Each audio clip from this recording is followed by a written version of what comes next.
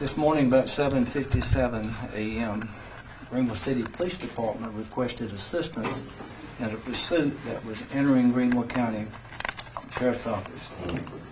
City police officers were in pursuit of a suspect who had fired upon a Greenville City police officer, a state trooper at the QT and convenience store located on South Pleasantburg Drive and Malden Road.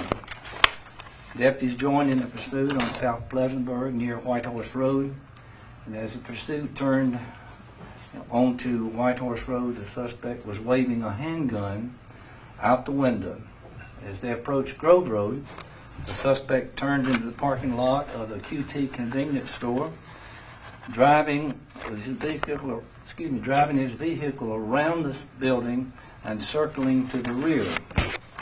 At this point, due to the immediate danger to law enforcement and to the public, deputies made a decision to forcibly stop the vehicle by using their patrol cars to disable the vehicle. After deputies forcibly stopped the suspect's vehicle, deputies had to forcibly remove the suspect who was actively resisting arrest. Deputies had to use a taser to subdue the suspect in order to take him into custody. The suspect was transported to the hospital with minor injuries. 3 deputies also received minor injuries during the arrest and requiring treatment for one of the deputies at the local hospital. The Sheriff's Office learned later that the suspect was traveling on South Pleasantburg Drive near Old Augusta Road, pointing a gun and fired at another vehicle that had 2 people inside the vehicle. Neither of the victims were struck by gunfire. We're very fortunate and thankful that no one was hurt by the gunfire during this morning incident.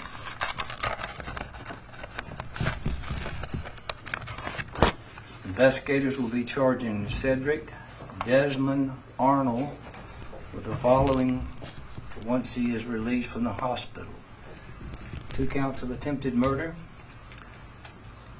2 counts of possession of a weapon during the commission of a violent crime, 1 count of possession of a weapon by a violent felon, and 1 count of resisting arrest, injury to a law enforcement officer. This time I will ask Chief Miller to come to the podium.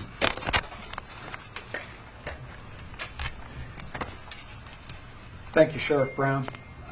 Excuse me just a minute while I move that microphone. So we became involved in this incident this morning. As Sheriff Brown just indicated, the initial incident, the shooting at a vehicle occupied by 2 people, occurred out in the county, out at Augusta Road, 4701 Augusta Road, or at least right in that block area, if not in the QT parking lot there. The suspect then came inbound on Augusta Road, Pleasantburg Road, passing by the QT station at 107 Malden Road, or 127 Malden Road is the address of that QT station.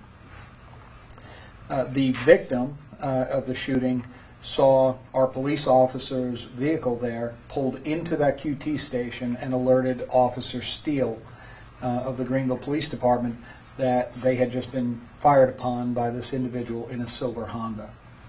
Officer Steele left the parking lot, headed northbound on South Pleasantburg, encountering the suspect and suspect vehicle, moving northward around the Eastland Church area, and that's about the 600 block of South Pleasantburg. The vehicle was in the right lane, lane number 3 for anybody in law enforcement, but it was in the right lane, made an immediate left across all the lanes of travel, and began heading south on South Pleasantburg, back in the same direction from which he came. The vehicle then pulled back into the QT station at 127 Malden Road. There, Trooper Elgin with the South Carolina Highway Patrol was seated in his vehicle. The suspect then opened fire on the trooper seated in his vehicle, did not strike the trooper or his vehicle, and then fled out of the parking lot onto Malden and then Augusta Road, headed outbound from the city on or south on Augusta Road. Our officers were in pursuit. Let me back up, because once he did that U-turn headed toward 291, or headed toward the QT at 127 Malden Road, he actually did fire upon our officers who tried to stop him, and he initiated a pursuit with our officers. So he fired there. He fired at the trooper in the QT gas station or service station at 127 Malden Road, and then he went southbound on Augusta Road, and he was continuing to discharge his firearm at pursuing officers and deputies. It was at Malden Road QT that deputies joined in that pursuit with our officers. And so then he turned on to White Horse Road, and you heard the series of contact and arrest at the QT station there at 1509 Grove Road, and that's where deputies pinned the car and took the subject into custody. So there were no injuries to any of the Greenville police officers. You're certainly welcome to address the group if you'd like, Sergeant. There were no injuries outside of the deputy injuries. Any officers? There were no firearms discharges by any of the officers or troopers involved. The only firearms that were discharged by the suspect, the subject who's under arrest. So, you'd like to? No, you good? We'll take any questions. Do we know a motive for the original shooting? Why he was firing at the two people in the car? The question was, do we know the motive for why this gentleman was shooting at the two people in the car? Don't know. I can tell you preliminarily in information that came across. Don't know the precise accuracy of that information. Was some sort of road rage incident, but our follow-up investigation hopefully yield the motive. What we have been told is that the two people in the vehicle looked at him, and then he just turned and fired. So we don't know why he fired, or they just said nothing to him at all. They didn't indicate they knew each other or anything like that? No words crossed at all, to my understanding. Yeah, no, we at this point, it's still early in the investigation itself, because it was an incident that spanned multiple locations. We do not know all of those answers, but hopefully our investigation will continue and we'll be able to get those answers.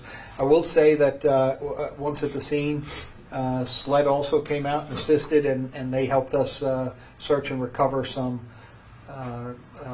shell casings from the pistol at the various locations where, or at least search and recover some at some of the locations, some of the brass from the shell casings where he fired his pistol.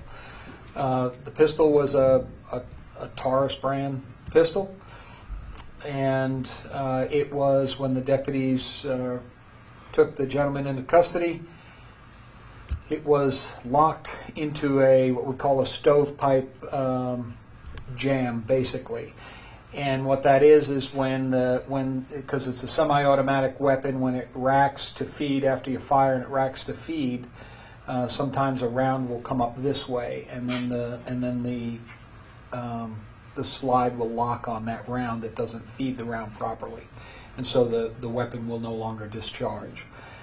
So it was found in that position, and that's usually a result of somebody shooting from a weak-handed position, not a strong grip, which would be consistent with the firing to the rear or out of the sunroof or out to the side while you're driving. Do you know how many times he fired at officers throughout this whole thing? 3. There were 3 rounds left in the magazine, and or in the weapon, and the weapon's capacity, I'm told, was 15. So we don't know how full it was, and I don't know that we've recovered all of the fired shell casings. So there's a possibility he fired several rounds somewhere. He definitely fired several rounds. And outside of the QT at 127 Malden Road, I believe it was multiple rounds each time he discharged. The conditions of the deputies involved here, those injuries, were they suffered from trying to... Trying to eradicate him from the car, knocking the windshields out, bringing him out of the car. That's where the injuries came from. I noticed he had an old mugshot. Does he have a record? You can share? He does have a record, and let's see, his convictions are dated from 1999 to 2016. 1999, he was convicted of auto break-in for multiple counts, first-degree burglary, financial transaction card theft. Each of those are separate events and incidents. In 2002, he had multiples: possession of cocaine, parole revocation, and criminal conspiracy. And then in 2016, manufacturing, possession of Schedule 1, 2, 3 drugs with intent to distribute. It sounds like this was a very fortunate situation that nobody, whether officer, deputy, or civilian, was injured by this. Very fortunate. Nobody got hurt in all the gunfire that he fired from that weapon. Yeah, and we're hopeful that nobody's vehicles or homes were hit anywhere along the way. I know that in the area that he discharged first at Officer Steele, when he was attempting the traffic stop on South Pleasantburg, there's a lot of trees in that area, but there are homes. And so it is near a school. Of course, the school's closed because it's not in session. And so there's no indication that any objects other than perhaps the ground or trees were hit. But if somebody does observe something, we would appreciate them coming forward and either contacting the sheriff's office or the Greenville Police Department to let us know. If your vehicle appears to have a bullet hole in it, and you were driving on South Pleasantburg, south on Augusta Road, or north on Augusta Road, even as it may be, because he was shooting backward, then let us know, and we will investigate that activity as potentially connected. You may have touched on this already, but is he still in the hospital at this point, or has he been discharged? He's still in the hospital at this point. Yes. And do you know what his condition is? I do not. I don't know at all. We're hoping anybody who observed all of this happening will give us a call or call the city or somebody as a witness to any event that occurred this morning. Were other drivers in danger at any point? I'm assuming this was kind of in rush hour traffic this morning. And if not, can you speak to this pursuit in the middle of all of that? Yeah. So we try to balance our pursuits against the risk to public safety always, and I imagine that the sheriff's office is really no different. But at the same time, when you have armed individuals who are assaultive in their behavior and they present an immediate and deadly threat to members of our community, we take action. And I can't imagine that any police agency wouldn't. And so we do try to balance the overall level of congestion with the risk, and not only to the general public but to the officers and the individuals themselves that we're pursuing against the crime that's been committed. So in this case, it was an imminent and deadly threat. He then turned that assaultive behavior on police officers, and we did not know who the individual was, so there was really no way to know that we could just follow up later on and take him into custody in a different location. As you know, because of the threat in the general area, there was no officer involved firing at the suspect, so they observed the threat, met the threat, took it out, and arrested the individual. Didn't want to come out of his car, but he did. Do you know the top speed that was reached during the chase? Yeah, so I'm told the top speed, and I don't know exactly where it was 80 miles an hour. But if you look at Pleasantburg Drive, it's a very wide roadway. Headed southbound, it's not very congested in the morning. It's more afternoon traffic. Same thing headed outbound on Augusta Road. Right? Most of your traffic's coming inbound. So that's my understanding is top speeds reached 80 miles an hour, but they weren't always 80 miles an hour. Do we know which way they went from the one QT to the one over on White Horse Road? Which direction they drove? Well, they drove down Augusta Road to White Horse Road, and they get up on White Horse Road. And I can tell you that it started at 7:55 in the morning that our officer first observed the vehicle. And at 8:06, the subject was in custody. At 8:04, his vehicle was immobilized. So 9 minutes total time. Moved fairly quick. Have you seen a road rage incident taken to this type of length before? I'm aware of some that have happened. Sheriff, I'm sure is too, but not here not in our jurisdiction or DPD's jurisdiction, Sheriff. Well, we don't know it was road rage. We just know that he fired upon somebody looked at him. And investigation is not complete, so we don't have all the answers until we actually complete the investigation and see exactly what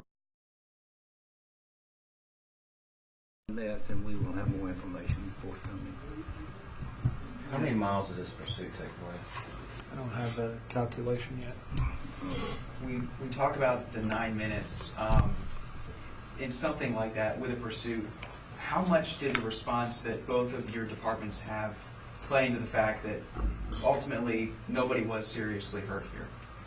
Well, it shows that that we can work together and with a highway patrol and everybody available. The 9 minutes was the maximum time that we needed to let that continue to go on. So the decision was made by the officers on the street to take the car, stop the car, and take the individual out of the car.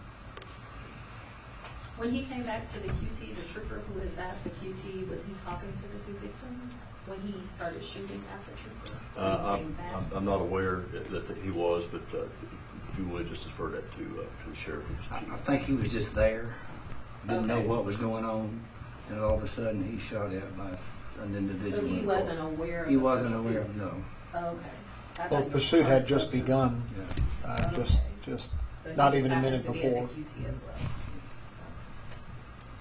Yeah, we will notify each other when we're involved in pursuits, Yeah. so that there is awareness, particularly if it's going from one jurisdiction to another.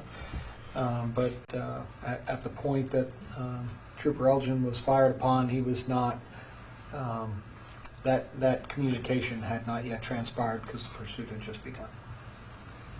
Okay, thank you. Thank you. Thanks. Thank you, sir. Thank you. Sir.